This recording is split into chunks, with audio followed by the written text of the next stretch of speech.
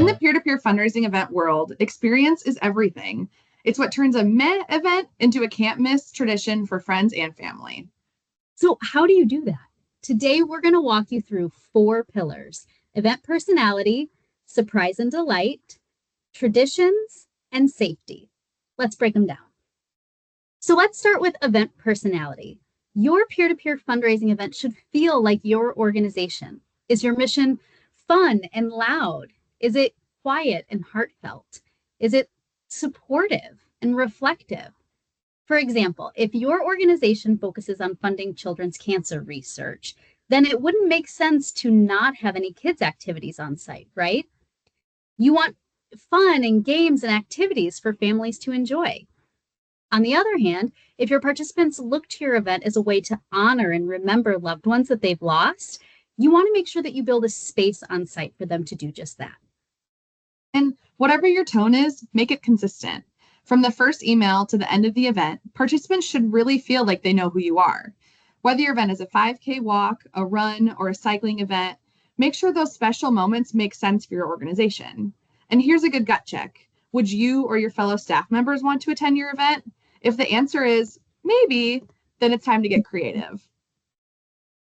Next, let's talk about surprise and delight. This is where you create magic by breaking expectations in a good way. Returning participants want an event that feels familiar, that feels like home, but they also want, and may not even realize that they want, something fresh and new that they weren't expecting.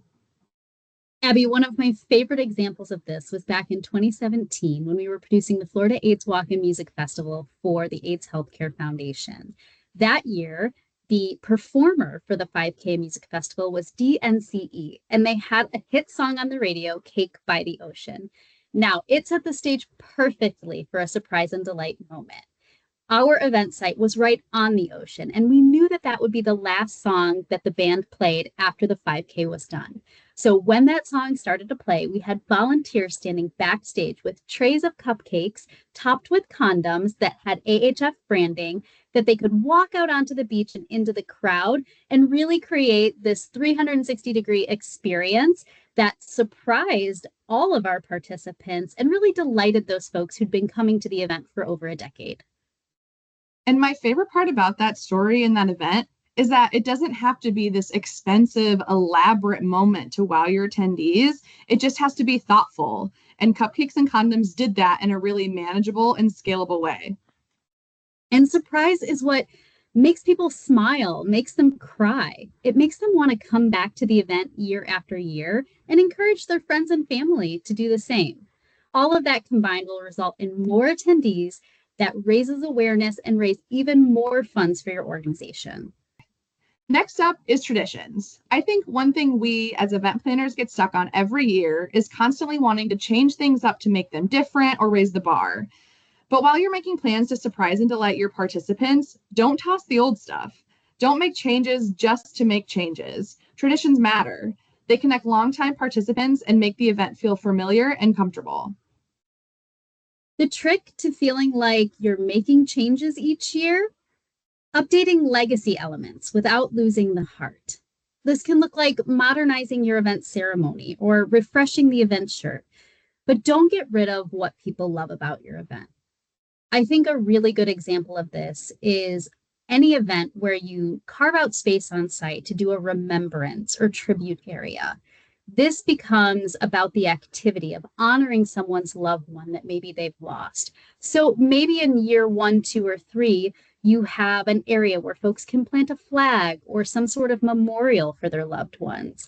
But after a few years, you want to keep that activity on site, but maybe update the activation. So maybe you change it to some sort of photo opportunity or a more immersive remembrance tent. Whatever you do, you want to keep the legacy and the space and activation intact while updating it so that folks expect something a little new and refreshed every year.